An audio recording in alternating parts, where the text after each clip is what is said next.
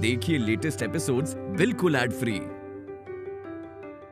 Bharat Ratna doctor Bhimrao Ambedkar को कोटि कोटि नमन। ये कार्यक्रम डॉक्टर भीमराव अंबेडकर के जीवन पर आधारित है, जहां भारत की जनता के प्रति उनके योगदानों को पूरी सजगता से चित्रित और रेखांकित करने का प्रयास है। कार्यक्रम में दिखाई गई घटनाएं लब्ध प्रतिष्ठ पुस्तकों से ली गई हैं। इस कार्यक्रम के जरिए चैनल की ओर से एक विश्वसनीय, सजग और सकारात्मक प्रयास है कि डॉक्टर बाबा साहेब भीमराव अंबेडकर के जीवन की संघर्ष यात्रा एवं गौरव गाथा पूरे आदर के साथ घर घर पहुंचे और उनके योगदानों से सभी संपूर्णता में परिचित और आह्लादित हों। जीजा भाई, भीम को अपनी लच्छेदार बातों में मत फंसाओ। मैं फंसा रही हूँ इसे? भीम, अभी तुम ही बताओ अपने बाबा को, मैं जो भी बातें कर रही हूँ वो नैतिक है या सिर्फ बातें हैं? यथार्थ है या काल्पनिक है? आपका नहीं दो, काहे के तोड़ी का नहीं दो, बहुत भूख लगी है। अब तुम ये थाली लोगे या नहीं लोगे, उस पर तय होगा कि भीमराव कौन है। मुसीबत के समय अपने समाज के लिए सामने आकर संघर्ष करने वाला या सिर्फ ऐसे ही बड़ी बड़ी बातें करने वाला जो मौका देकर चुप हो जाता है? बता दो आज सबको, कौन है भीमराव? आज तो सब लोग देखना चाहते हैं।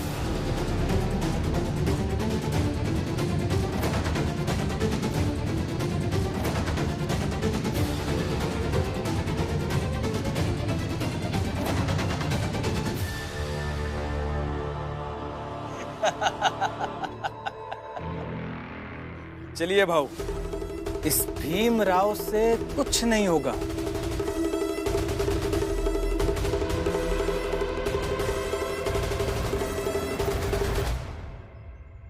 तुम लोग बातें करते रहोगे कि हम कहते होगे कहाँ कदाई नहीं थोड़ी का।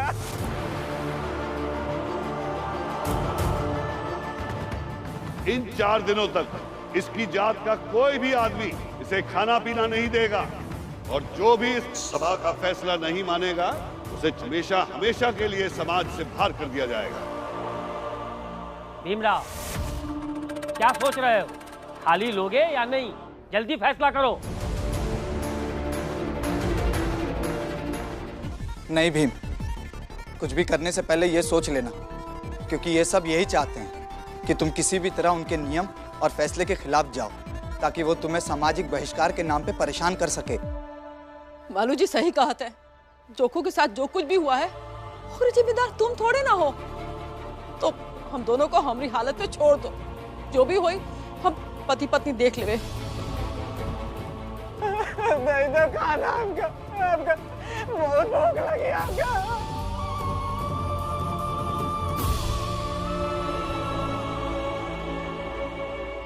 बताओ क्या करोगे? हिम्मत भी कितनी बार तोड़ पाएंगे वो लोग? हिम्मत तो फिर से जुट जाएगी और मैं उम्र भर अपने जात के लोगों की हिम्मत को जोड़ता रहूंगा।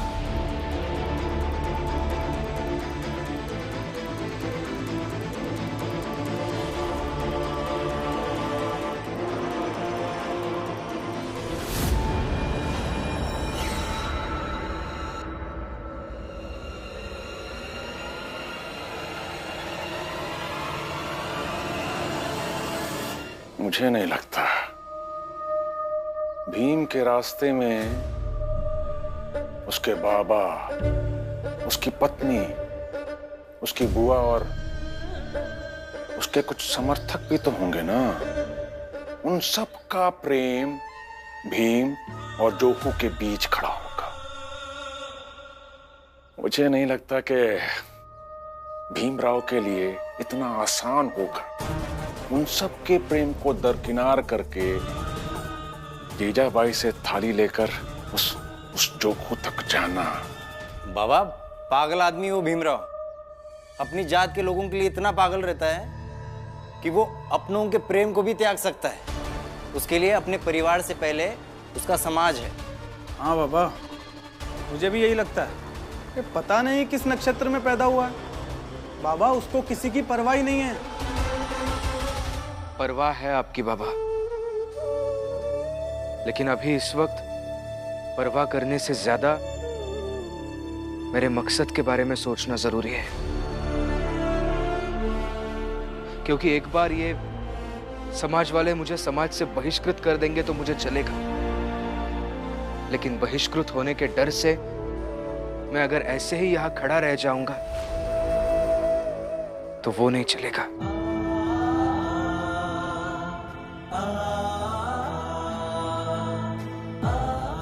मैं नहीं जानता कि लोग मुझे कैसा भीमराव बनते हुए देखना चाहते हैं,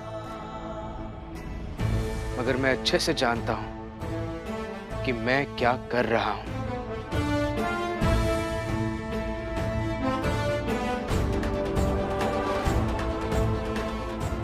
ये सच है बेटा, और मैं समझ भी सकता हूं। तुम्हारा पूरा जीवन ऐसे ही मुसीबतों से लड़ने में बीतेगा। लेकिन ये बात भी तो सच है कि एक बाप अपने बेटे को अपनी आंखों के सामने इतनी बड़ी मुसीबत की तरफ जाते हुए कैसे देख सकता।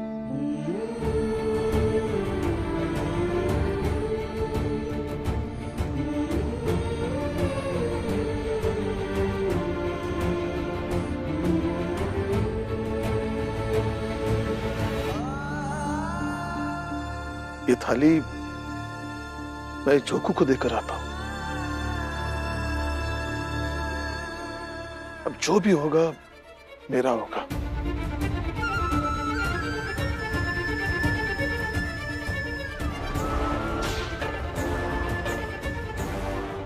तुम्हारा मकसद भी बच जाएगा और मैं एक बाप का फर्ज भी निभा सकूंगा।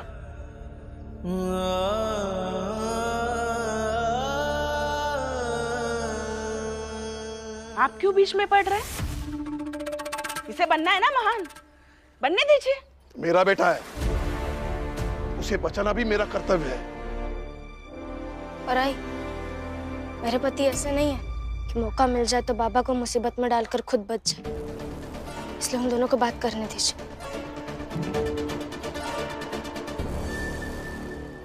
बाबा, मैं ऐसा भीमराव नहीं बनना चाहता हूं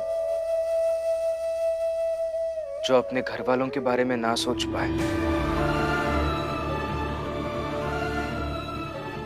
और बस बाकी सबकी मदद करते रह जाए।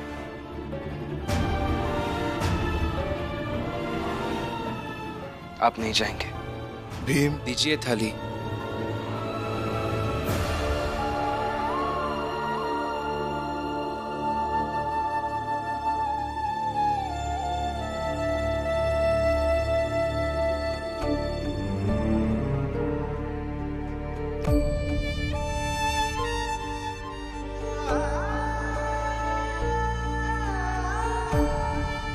रमा, रो मत। उल्टा ये सोचकर संतोष कर लो कि रमाबाई होना भी आसान नहीं है।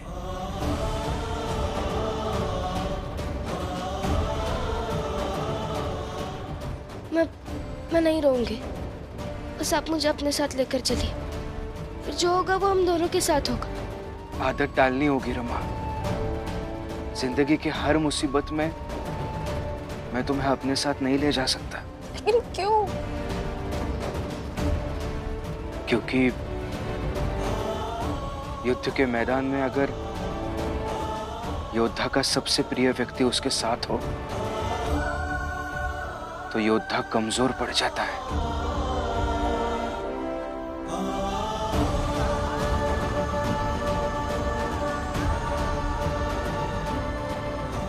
तुम बाबा का, आनंद भैया का, बाकी सबका ख्याल रखो।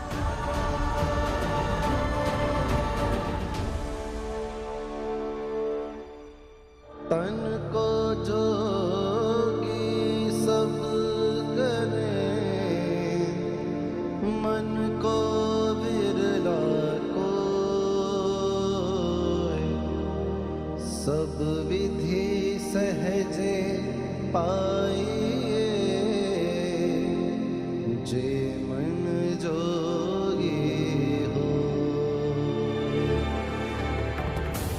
अब समझ जाओ कि समाज की बड़ी जात की लोगन के खिलाफ होवे की सजा का दर्द का होता है और फिर ऊंची जात से लड़ाई का भूल जा और समानता असमानता की बात करना भी छोड़ दोगे।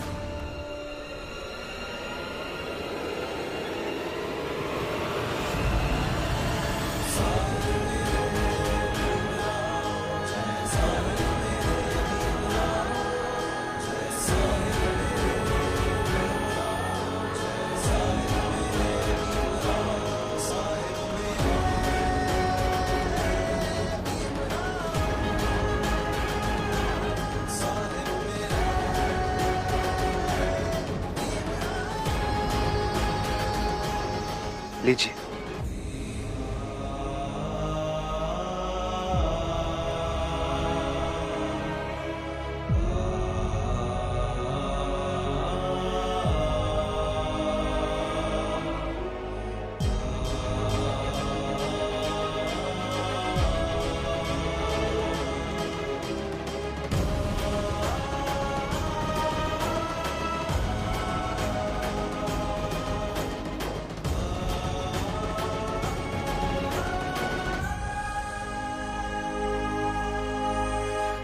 रमा, हिम्मत रखो।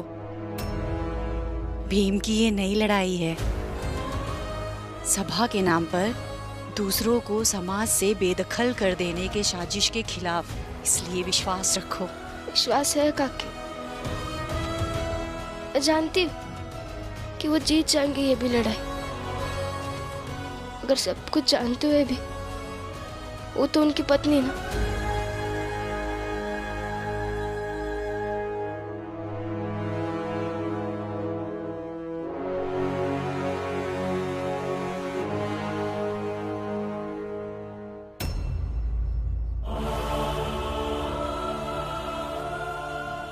भीम बेटा, तुम हमेशा इतनी सही बात करते हो कि मैं तुम्हारा बाप होकर भी तुमसे जबरदस्ती नहीं कर पाता हूं, मगर ये ऊंची जात के लोगों ने जो जाल बिछाया उसमें तुम फंस गए और तुम्हारी लड़ाई और मुश्किल हो गई।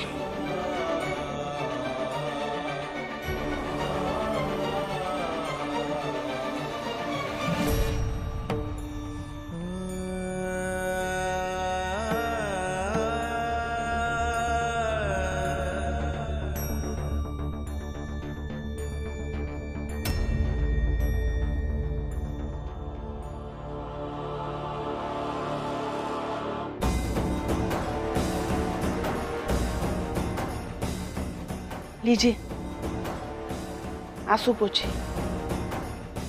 और आप रो क्यों रहे हैं? आपको तो खुश होना चाहिए। आपका बेटा और भी बड़ी लड़ाई लड़ने गया है। लीजिए।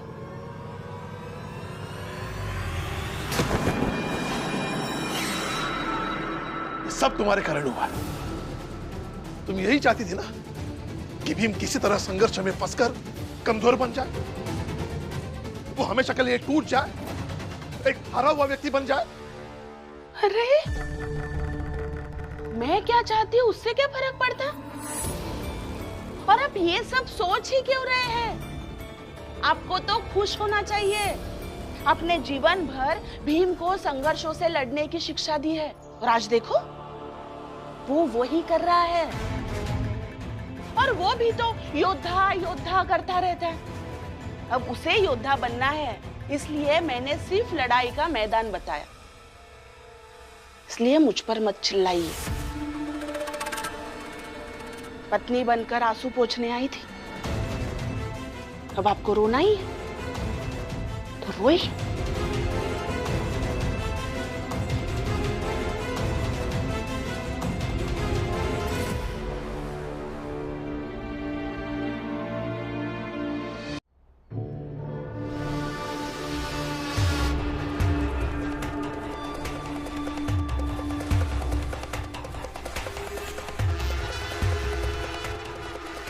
भीमराव,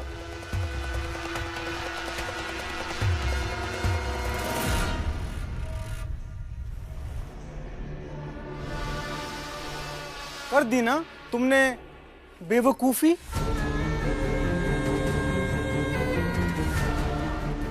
एक को खिलाने के चक्कर में तूने अपनी पत्नी, बाबा, भाई और अपने समाज को छोड़कर अपनी सीमा लांघ ली, जबकि जोखू 3 दिन बाद चाल वापस चला जाएगा, लेकिन तू हमेशा हमेशा के लिए अलग थलग पड़ जाएगा। आप दोनों को गलतफहमी हुई है कि मैं सीमा लांघ कर यहां आ गया, इसका मतलब इन सबसे दूर हो जाऊंगा। नहीं, मैं और जोकू काका दोनों चाल के अंदर जाएंगे। हाँ तो जाओ ना, जाओ अंदर जाकर दिखाओ।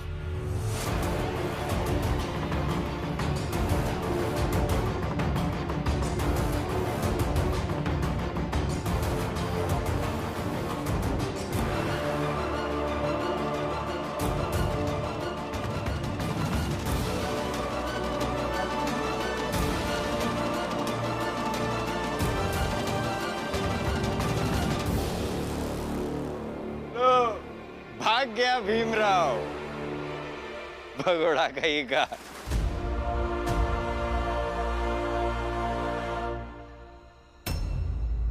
भीमराव अंबेडकर भगोड़े नहीं है। बस आप इतना समझ लीजिएगा कि उनकी लड़ाई यहां से शुरू हुई है।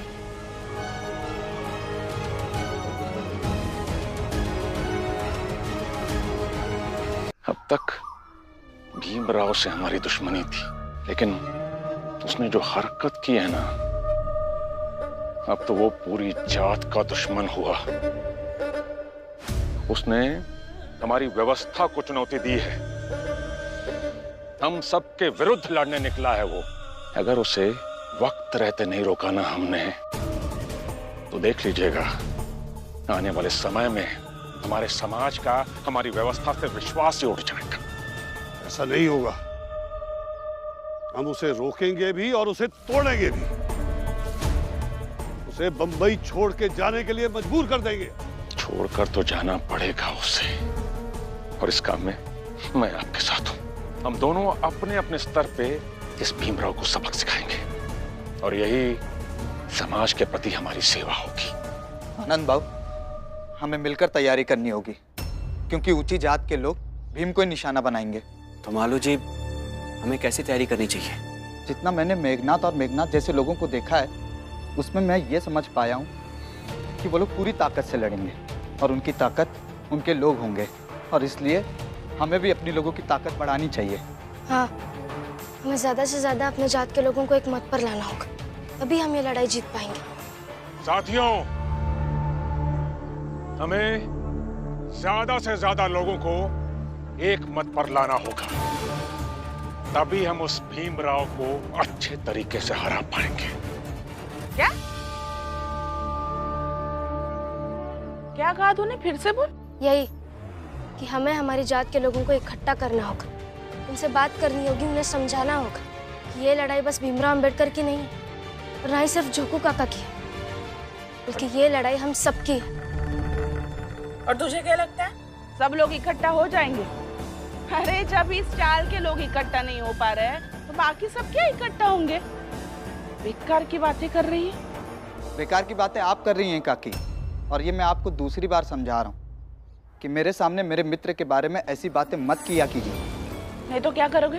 क्या करूँगा ये तो पता नहीं काकी, लेकिन कुछ ऐसा जरूर करूँगा जिसे आप अच्छे से समझ जाएंगी कि मैं भीम नहीं हूँ, जो मर्यादा की कद्र करेगा। नंदू भाव,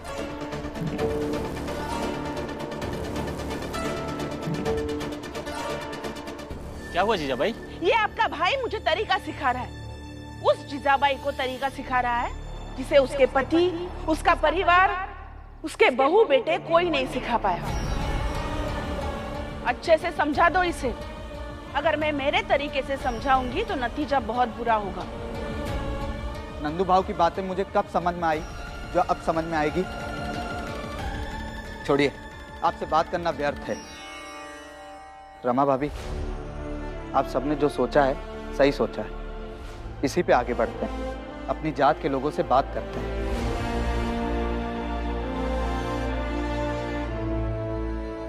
ये भीम दुनिया में पहला आदमी है जो खुद मुसीबतों को आमंत्रित करता है, लेकिन इस बार वो अपने हक की लड़ाई के कारण नहीं बल्कि समाज की व्यवस्था का अपराधी बनकर फंसा है। इसलिए इस बार वो विजयी नहीं हो सकता, किसी भी हालत में विजयी नहीं हो सकता। देखूंगी मैं भी। जरूर देखिएगा।